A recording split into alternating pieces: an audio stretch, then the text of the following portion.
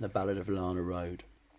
Steel and concrete, glass and brick, they go up slowly, come down quick, from building site to demolition zone, the ghost of memories, the dust of home. So picture it, the brave, bright past of 1964, a technicolor future waiting just behind the door. She loves you, yeah, yeah, yeah.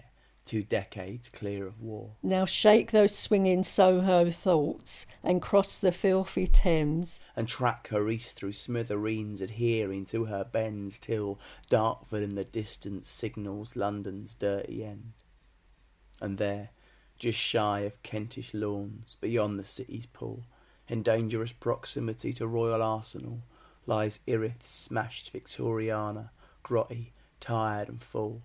But just as mop-top teenagers had cleared away the old and brought the boiled cabbage folk complaining from the cold, so councilmen from Bexley sought to make their future bold.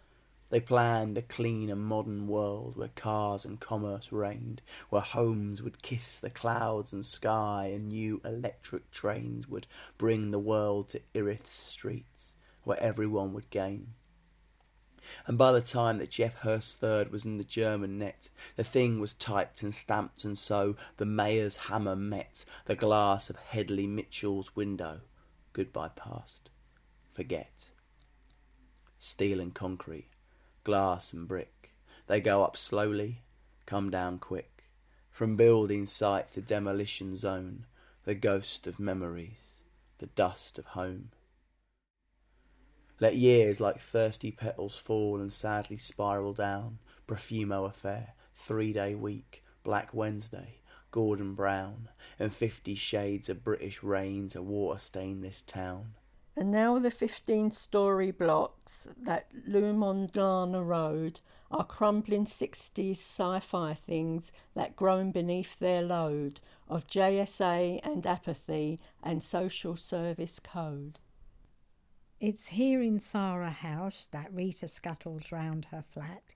She's 84 and widowed now, without an ounce of fat.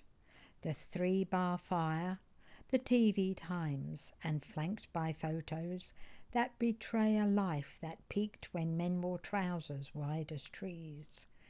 A lifetime told in wedding portraits, christenings and cheese. They're so familiar to her now, she passes them with ease to fetch the post.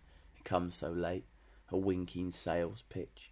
But in amongst the gaudy junk, there's one from orbit which states simply that the moment's here, a 46-year itch. These flats are coming down, and soon they'll have to move her out. A clean and modern future, which they're clean to shout about. But Rita's heard that one before. Besides, she's not one doubt that when they do, she won't be here. She gazes at the blocks. This place was always rough and drab, its reputation shot, but no point getting maudlin now. These towers were her lot. Steel and concrete, glass and brick. They go up slowly, come down quick, from building site to demolition zone. The ghost of memories, the dust of home. Medina House, Sue likes to think, is nicer than the rest.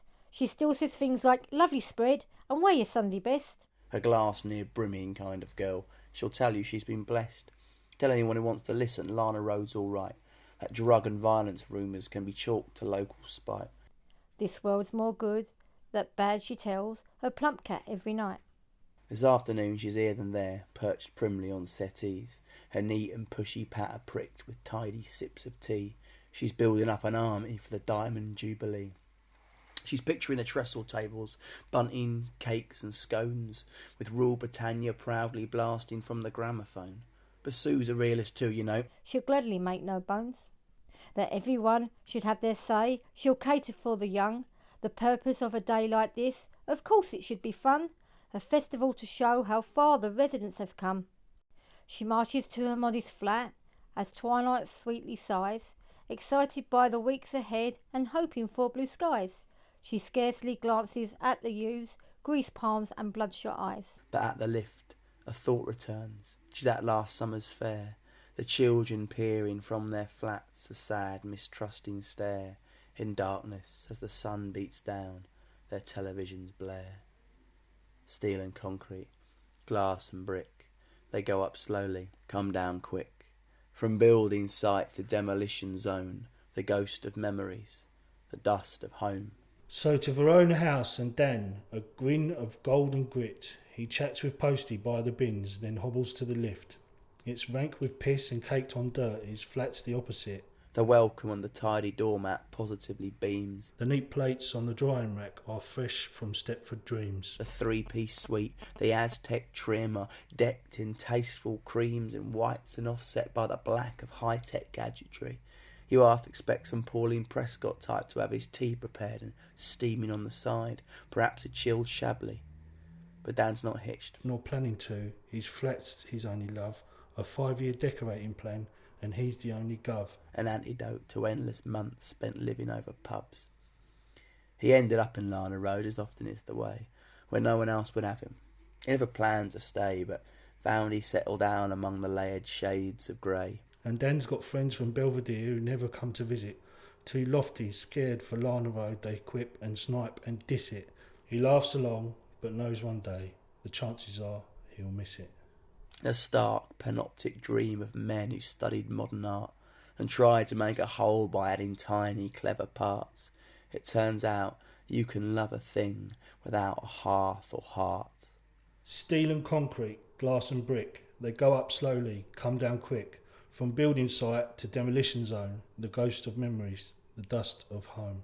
So picture it, the muddle future, 2017, the Larner Road of horror flicks, how lower, sweeter, clean. There's Dan, he's much the same, except he's shed a couple of stone. His chivalry still limps on, though he's helping Rita home.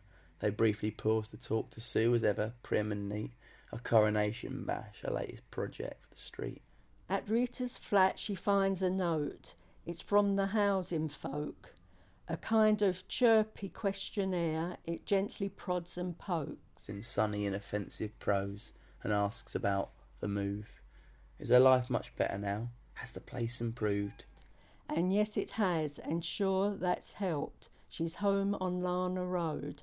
She glances at her wedding snaps and goes to light the stove.